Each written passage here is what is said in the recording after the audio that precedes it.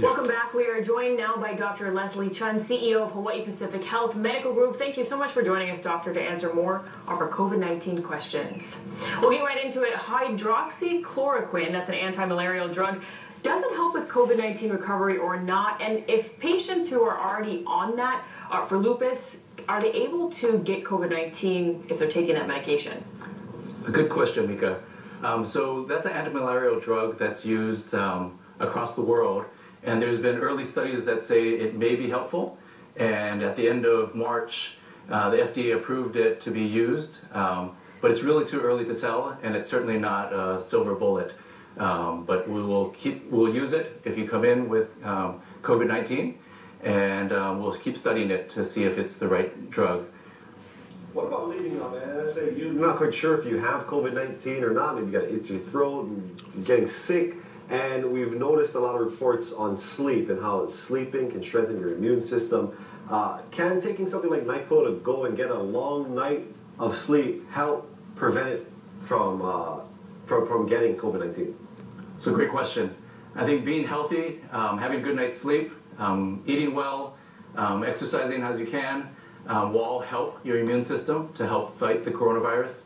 In terms of taking medication to go to bed, NyQuil and other things, you can use it, but the best way is to have just a good night's sleep unaided by any medication. So rest up there. Now, there's been some changing guidance regarding how coronavirus spreads, so how likely is someone to inhale the virus in the air?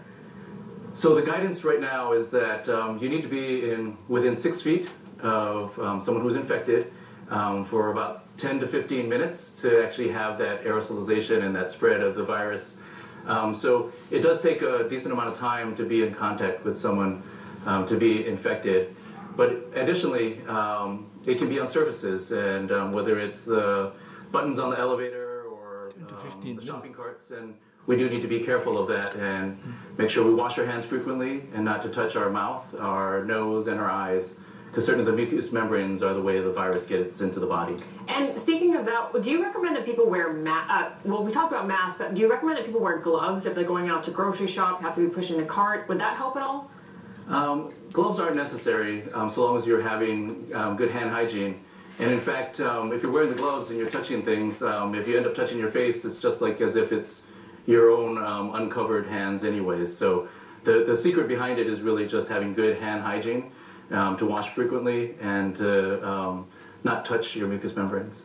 In our last segment, just a little bit ago, Dr. Scott Miskovich, he answered a question regarding pregnancy. You folks under the umbrella is Kapiolani Medical Center for Women and Children, where a lot of births happen. What has COVID-19 affected childbirths here in Hawaii? So just because you're pregnant, you're not immune to the virus, but the national evidence is such that it poses no additional risk when you are giving birth. And I think earlier there was a question about if you could have guests. I know at Kapiolani Medical Center you can have one person there for the delivery because it's such a special moment, and we do want to limit visitors and not have the unintentional spread of the virus, but we are balancing that with that specialness of having a birth. Let's talk about the healthcare providers that you're working with. So there's a Hotels for Heroes initiative that's launching on Monday that's providing hotel rooms for workers who don't feel safe coming home to their families after they've been working with these patients all day. How are HPH workers feeling about this, and are a lot of people thinking about taking advantage of it? Well, first of all, I wanted to just extend a warm mahalo to all the healthcare providers across the state. Just the dedication, the long hours, the intensity of that they're going through at this time, and the courage that they're showing is just truly amazing. The other part that's been amazing is to see how the community has shown the aloha and the warmth for the healthcare providers out there. And this is just one great way that the hotel industry is helping support our providers. In talking to colleagues, certainly on the mainland, they are seeing large volumes of patients with coronavirus, and they are taking advantage of these hotel rooms because it really is tough to go see your family when you've been exposed to the virus and you want to protect your ohana. So it's a great thing that the hotel industry is doing to help support our efforts.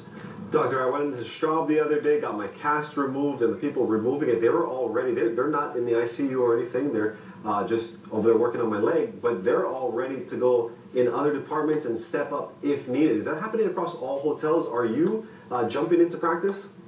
So right now, I'm an internist. I'm the CEO of the medical group, and my role in charge of over 700 providers is to help make sure we're ready and able to meet our current needs and our future needs. But you do bring up an interesting thing. Much of the healthcare system is working on the preparations as well as the currently sick coronavirus patients. But there's also just medical needs we have. And what this has done is spawn innovation at HPH and across the nation to do telephone visits, to do telehealth visits on your phone or on your computer.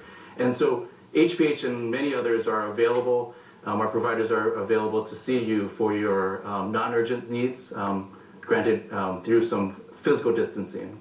All right, Dr. Leslie Chun, Hawaii Pacific Health Medical Group, we appreciate your time. Thank you. Thanks so much for coming in.